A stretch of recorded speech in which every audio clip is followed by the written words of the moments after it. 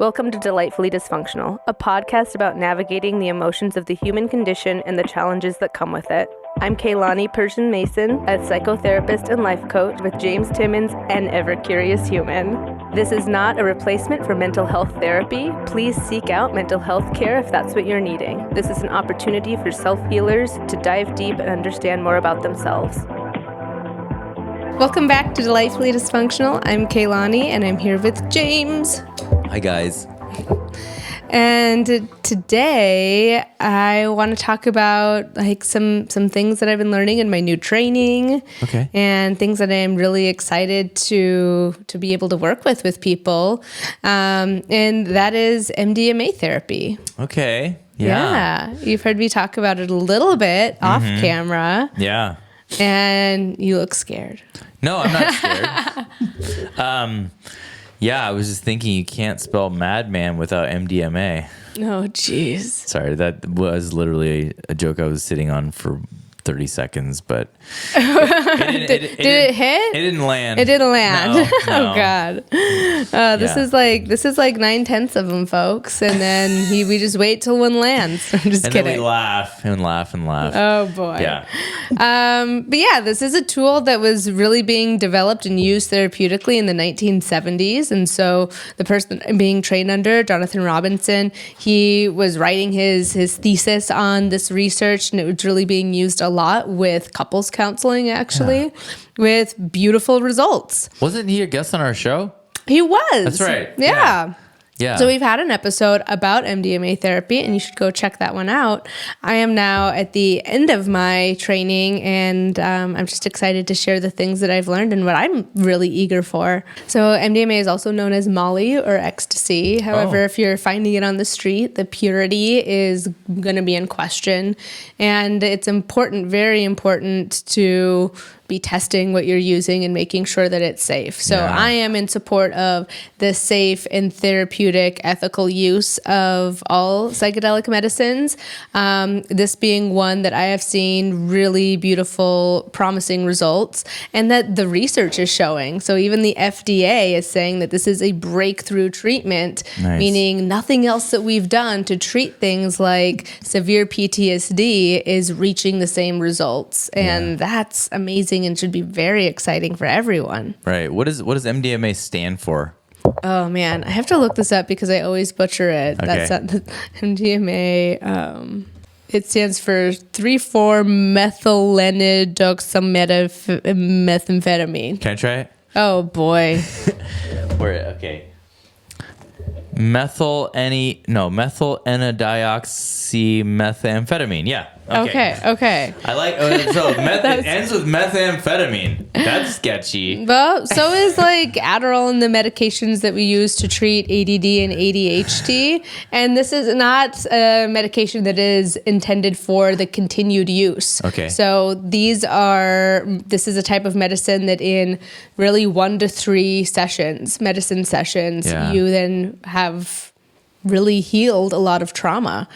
Okay, so the way that MDMA works is that it increases serotonin, which is a neurotransmitter that is involved in regulating mood and a sense of increased euphoria and empathy. So it can make you feel a sense of safety, a sense of even love. And dopamine is a neurotransmitter that is associated with pleasure, reward, and motivation. But essentially what's going on is that it is decreasing your sense of fear and really limiting connectivity to the amygdala, which is where we experience fight, flight, freeze and our kind of hypervigilance around safety. And it's increasing all of the neurotransmitters that have to do with a sense of love, connection, and safety, feeling really safe. So then conversations and work around trauma that you would normally even have like a body reaction to, because the body and the brain are interconnected. So you might feel tension and really cut off a conversation, not feel fully emotionally open to discussing it and diving in. All of those responses are shifted and you feel more capable to really do the work. And so when people are finding that they are under the treatment of MDMA therapy in conjunction with mental health therapy, the study that MAPS did in their third trials were about 61% no longer qualifying for their severe trauma. And even in post reviews and studies to like just confirm like how is someone still maintaining that level of mental health, it is maintained. So there's long-term benefits as well. And that's outstanding that 61% of participants no longer met the diagnostic criteria and for trauma and have healed and are able to really live a life that is free and lifted from anxiety and depression, or improve social anxiety among adults. This is amazing, and this is something to celebrate, but there's so much that's misunderstood about this medicine, and it's been abused and used in recreational ways that I think take away from this even idea of it being something that can be healthy and used to heal. Yeah, you're selling me on it. All the characteristics of it, I'm kind of like, where can I get my hands on this drug today? Just kidding. The work that I really want to do with individuals has shifted in years that I've been exploring psychedelics and their use for healing, their use as an aid and a powerful tool in healing. There are multiple ways to heal. I'm not trying to sell this as the one and only way, but I think it is like bringing a power tool to the game. And there are just really effective strategies that complement that medicine and allow you to understand yourself on such a deeper level. It's so beautiful. So I'm really wanting to expand my practice and my coaching practice to doing psychedelic integration and preparation with people so that they can maximize their experience to be the most beneficial in healing. Yeah. And I'm so excited to be continuing to gain insight, information, and training in that area. So that's something that I'm wanting to offer people, is that integration and support. Because with all psychedelics, and most definitely what I've noticed with MDMA, it's all about set and setting, meaning that your mindset is prepared. There's rituals around how you want to have ceremony with the medicine and honor that medicine and make sure that you're mentally prepared with the right intentions. And also, the integration of making sense of your experience, making sure that, your insights that you've gathered, you're making sense of and you're applying them to your life in really powerful ways. Because it's not just the understanding and the clarity that you might gain from a medicine session, but also, you have to return back to real life. It's a round trip ticket. Yeah. And how are we changing our lifestyle habits, changing the way that we connect with people, changing these important aspects of life that really lead to more happiness or to finding your passion, those still have to happen. And with this therapy, it's easier to pursue that. There's this rewiring that's really beautiful and can heal the traumatized parts of your brain that have held you back. Yeah. I mean, I've heard from some people that I know personally who've done ketamine therapy, and they've found a lot of healing. They've had a lot of healing experiences, and one thing in particular is just like that they found like a visual connection to their inner child in a lot of the experiences. But is MDMA similar to ketamine assisted therapy, or is it like, would you say it's even like more powerful of a drug? I just think that it's different. So ketamine is only about a 45-minute to 1 hour journey when used therapeutically, and it's recommended to do it 6 to 8 times, about 2 to 3 times a week in the beginning. So that just looks really different. That means you're going in for multiple journeys, but that they're much shorter. And with MDMA therapy, another difference with ketamine is that you're wanting to go inward. So like you can wear an eye mask, but with ketamine therapy, that's where you're going to get more kind of visuals and hallucinations that are really probably symbolic to your journey, where you're maybe noticing your inner child. I get a lot of visuals like that. So I've experienced that, are like just symbolic representations of like an area that I'm wanting clarity on. it creates that stillness that we talked about in the previous episode. We're just so busy and distracted. And so a lot of the times these altered states of consciousness, I think, just slow you down enough to access your subconscious and absorb information differently with deeper insight. Where MDMA therapy, you're not lethargic or there's not a need to close your eyes. It's an option. In the studies that they did, it was an option for participants to wear an eye mask. Okay. But a lot of the type of work I've been trained in is actually in doing, applying strategies that are really compatible with MDMA for healing. So one example, and I was able to work with a friend around some trauma they were having, but it's being able to picture a traumatic event, but viewing it as a movie that you can fast forward and rewind through, and then adding elements that no longer make it feel traumatic, almost like Harry Potter with like Bogarts, which is this idea of being able to turn something scary and adding kind of funny comical elements to it. But with MDMA, because of the way that the neurotransmitters are activated and the parts of the brain are activated, it can kind of neutralize the trauma around that memory. So if now a car accident that was really traumatic and has led you to fear being in vehicles or has had lasting fear responses that come up and are triggered.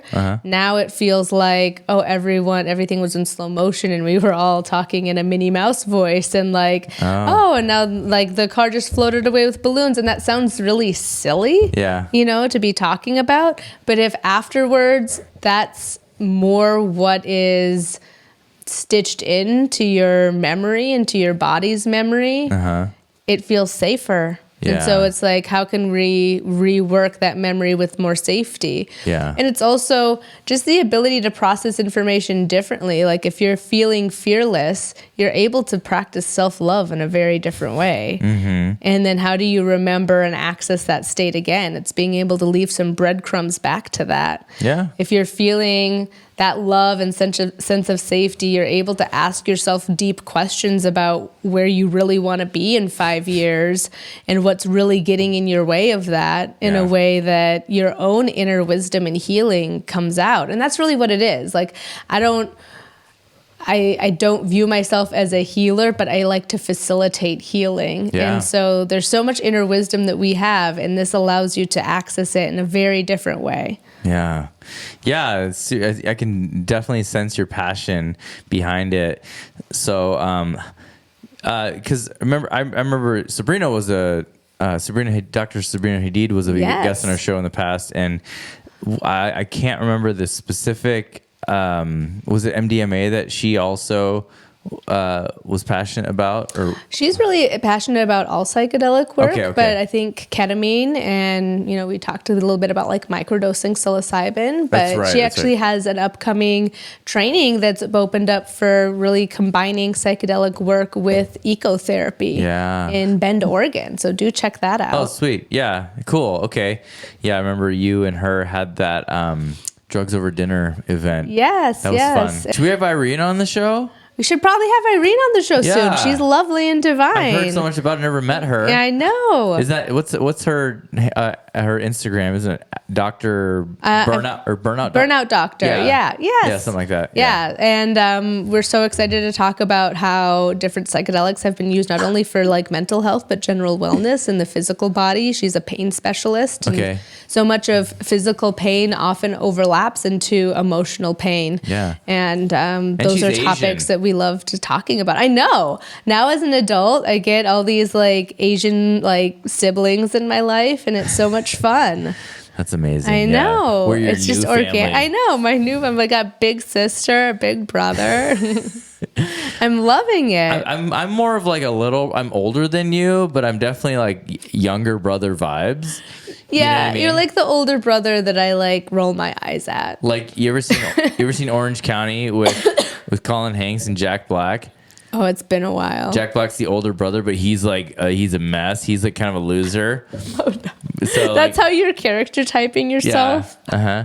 But he's cool, So he's cool. I mean, yeah, you're I'm cool. like the older brother that'll get you in trouble and like start a fire or something. Oh my gosh. And like hide the drugs in your car. But but I'm cool. I'm scared to trust you with like house sitting. Like, what would happen? Yeah. To be fair, that's what I do for a living. So I know you're probably pretty good at it. You're like, what do I gotta take care of the house. That's all I've got. Right, No, I'm right. just kidding. That was so mean. No, it's honest. I appreciate that. Oh my gosh. I'm just really excited about the potential. And, even with like social anxiety in adults, there have been studies that have been done on really improving their social functioning following MDMA sessions. Yeah. And I'm just really wanting for the general public to learn more, to lean in, to become more curious. One way that I enjoy learning more information is a newsletter called from Tricycle Day. That's what it's called. Tricycle Day. Yes, it is a calling it Tricycle Day is a reference to, I want to say it's 421, the day when like LSD was invented, and he realized it when he took too much and went on a bicycle ride and went on a magical journey. And so bicycles and tricycles and kind of talking about that is like woven into psychedelic culture. It's April 21st is the day that LSD was discovered? Yeah, I believe so. Let me verify That's that funny right because now. National Pot Smoking Day is April 20th. Yes, So yeah. that's a big week for drugs. It's a big week, yes. That's also, 420 is also Hitler's birthday. Really? And he basically invented meth. Did you know that? No. It was called Pervitin, is what the Nazis took. And they were just popping them left and right. That's why they were so productive and so unstoppable. Oh God! Because they were high on meth. Whoa. Yeah. So interesting stuff. Yeah, exactly. But I mean, again, I am promoting the safe, ethical, and therapeutic use of these medicines. Right. And the FDA is going to be rescheduling MDMA and in therapeutic with a therapeutic lens, probably later this year. But there are still people who are doing this work, and it's important work.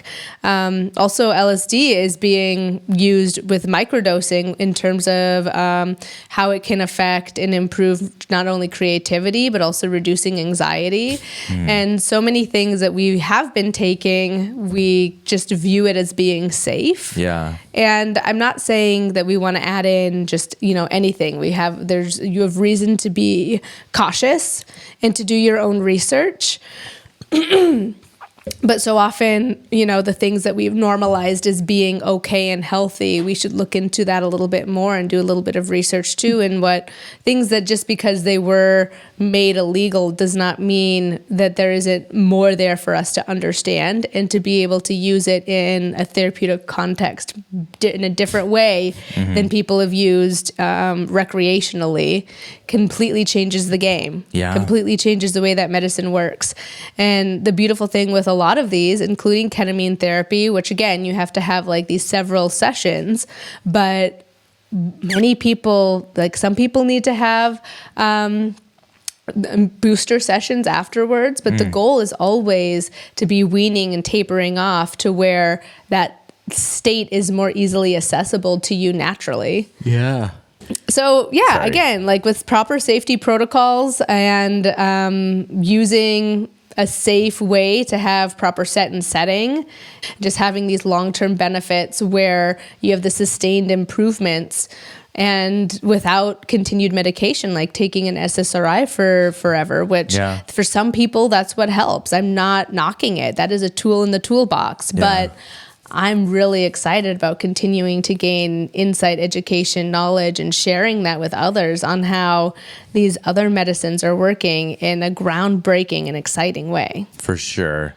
I think from everything you've told me, it sounds like, because I was definitely like skeptical and reluctant in the beginning, because I was a dare kid. And, but yeah, it just, the results are impossible to argue. Like what was the statistic that they used it on like PTSD for like veterans. Yeah, well, the participants had severe PTSD, and between the phase 2 and phase 3 trials where they're using MDMA therapy, it was between 61 and 67% no longer met criteria for the diagnosis of PTSD. See, that's incredible. And that's so healing, especially how much of an epidemic PTSD among our veterans is, and it's crippling for them. And for first responders too. That's where a lot of, I know test subjects are coming from as well. And a lot of states are forming task forces to explore how psilocybin or MDMA can be used for therapeutic benefit, starting with those populations. The VA has been really heavily invested and involved. And for them, it's about a bottom line. It's about like the money that goes into continued mental health therapy and, excuse me, and medications for someone for their whole life versus what if we were just able to have the right tools and the right medicines that can heal that and rewire the brain so that someone can live a full productive life and not have to be on disability. Right. And like really get to be able to access a sense of joy and be able to look back at traumatic events without feeling that sense of heavy trauma that is crippling. Totally. Yeah. And that's a whole other topic of conversation, but I just hate the thought that if like once the FDA or whoever gets involved, they're going to try to like turn it into a for-profit thing or reject it because it doesn't produce enough. Such a corrupt system. It is a corrupt system, and it is unfortunate. There was a recent study, though, that was promising regarding psilocybin because the pharmaceutical companies have been trying to make a synthetic version that doesn't involve having hallucinations. Okay. And it is this altered state of consciousness that allows for deeper growth. It has to be a part of it. And so what was found is that it is not as effective. It's not the same thing. And that really is going to be an interesting rollout when the pharmaceutical companies don't have their hands in the psilocybin industry, because that's just it's naturally growing. It's organic. They'll probably try to like discredit all of it and all the people who like are pro. There's been too much research now. I guess that's what's exciting is once they opened up research back into psychedelics, it has, continued to be really promising, especially when done in healthy ways and just continuing to learn about the best protocols. So it's an exciting time to be in the therapy field, to be in this healing field. And it has really been... it's been a beautiful blessing to my life and to people close to me who have done the work. Yeah. So I'm excited to share that with others. And please check out my website, coachkaylani.com, for more information. And right now, I know people have been contacting me as I've been sharing more about having some new offerings. And soon I'll be able to let everyone know more about what that is. But I do have some coaching programs around the safe, appropriate, and therapeutic use of using psychedelics. Yeah, that's exciting. Yeah, it is exciting. It is exciting. Yeah, well, thanks for all that information and like continuing, like pioneering this like breakthrough medicine, really. I just want the world to know more about it. And I'm not saying that there are not risks. There are risks with everything. Yeah. And I fully own and understand that. But for people where this is appropriate, when there's appropriate screening, it's a powerful, powerful tool. And that's what I'm in support of. And that's what I want to continue to share with people as I continue to learn. Yeah. Well, it's amazing. Thank you so much for listening. Yeah. And I hope it was just the right amount of mind blowing, and maybe it was something that you've already known about, dear listener, but thank you for hearing me out, because I love the work that I do, but I'd love if there could be more ease for my clients in their healing, and I will always be in pursuit of that. Totally. So thank you so much for listening. Please like, subscribe, and share this episode with someone who might be curious. You can find me at Kaylani_evolve on Instagram and at CoachKaylani.com. You can check out our previous episodes with Jonathan Robinson and also with Dr. Sabrina Hiid, where we've dove into other topics regarding to psychedelic work and MDMA therapy. And we'll see you in the next one. Bye. Bye.